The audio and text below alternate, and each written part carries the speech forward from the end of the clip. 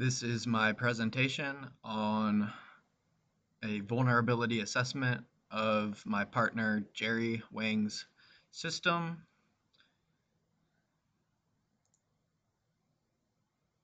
So a little bit about the tool that we used to do the scanning. Greenbone Networks uses OpenVAS as the vulnerability scanner. OpenVAS is free to use, and it stands for Vulnerability Assessment Scanner. It's configurable, and Greenbone also has enterprise tools that can be purchased. The free version can also be downloaded on github.com/greenbone. Let's dive in and look at the report.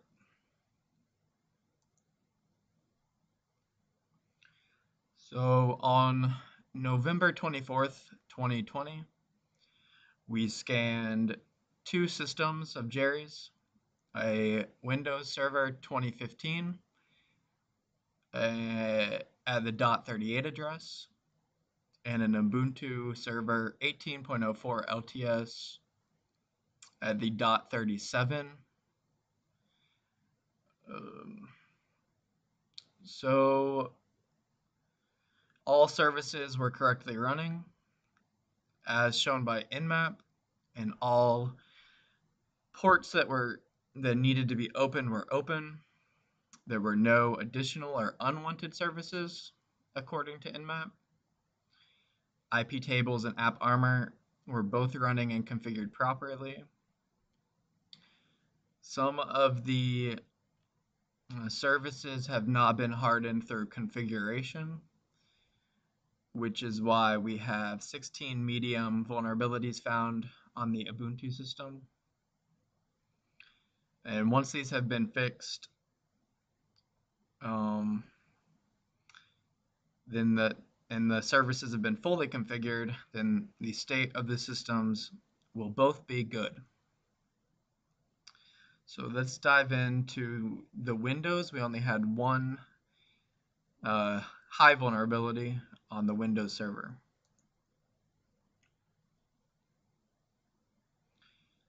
So it could, when we scanned Windows Server 2015, Greenbone could not determine which service was running on port 443. And this was flagged as a possible Trojan backdoor that could be running on that port. And this is categorized as a high critical CVSS.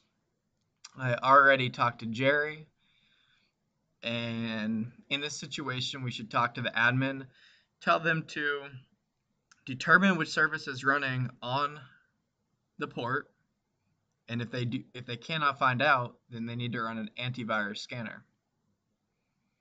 I talked to Jerry, and he said that he is running IIS web server, and he does not know why this came up. That was the only issue with the Windows server. So looking at the Ubuntu system, so on the Ubuntu server 1804, Greenbone reported 0 high or critical vulnerabilities. We find 16 medium vulnerabilities, all related, or most of them related to configuration or lack thereof. 5 of the vulnerabilities can be mitigated by simply updating the DNS software bind 9 to a more recent version, which is 9.11.25. Everybody has this HTTP vulnerability, at least I assume everybody does, that shows we need to install a trusted certificate. We can get this from Let's Encrypt for free, or if we need to meet some type of compliance, we may need to pay for one from a different vendor, with a stronger chain of trust. An SMTPS vulnerability was located on the mail server. Uh, we need to just go in and disable verify requests, which can be leveraged to uh, to send spam through our server.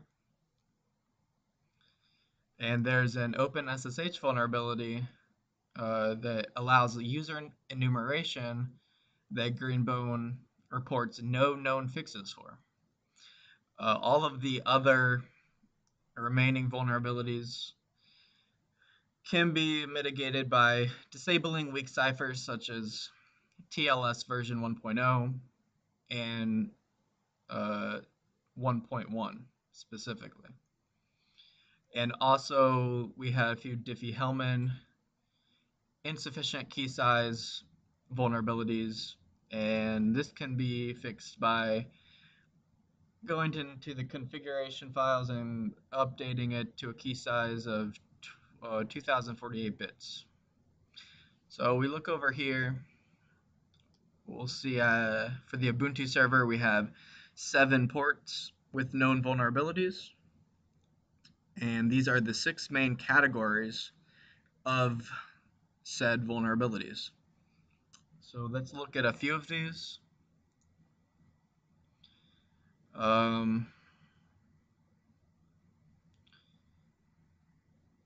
So we use, I'm trying to think right now. For IMAPS and POP3S, we use Dovecot. And both of these were saying that we need to update the Dovecot configuration to increase the key size, the Diffie-Hellman key size to 2048 or greater bits. This is because currently 1024 bits of a key size is strong and practically only vulnerable to strong government attacks. But a strong key should last 10 years, and in 3 to 5 years, this may not be as strong of a key. And I've attached a report. This shows how to do it also. I've attached the report, which has detailed guidance on how to actually configure all of these services. So looking into the Cipher suite, we need to disable TLS version 1.0, 1.1 specifically. It's important to note that Dovecot, Postfix, and PostgreSQL all depend on OpenSSL. And TLS version 1.3 requires OpenSSL version 1.1.1. So we'll need to update that if we want to use TLS version 1.3. Otherwise, we'll have to use TLS version 1.2.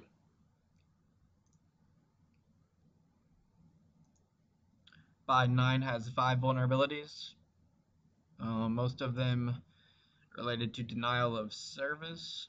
I think these might have also been denial of service.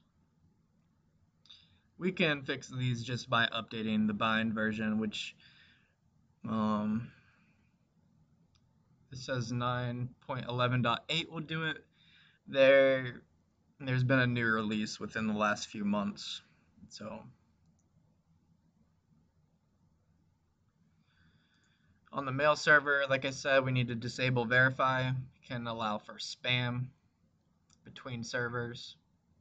You can run this command to do that from the terminal. And like I said, there's more details in the report. We mentioned the certificate. Needs to be a trusted certificate. Untrusted certificates can allow attackers to perform man-in-the-middle attacks, among other attacks, to steal and access data.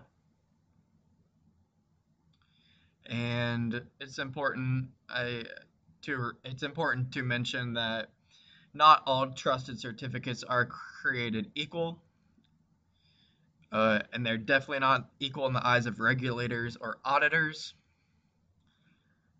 Um, each has different levels of assurance.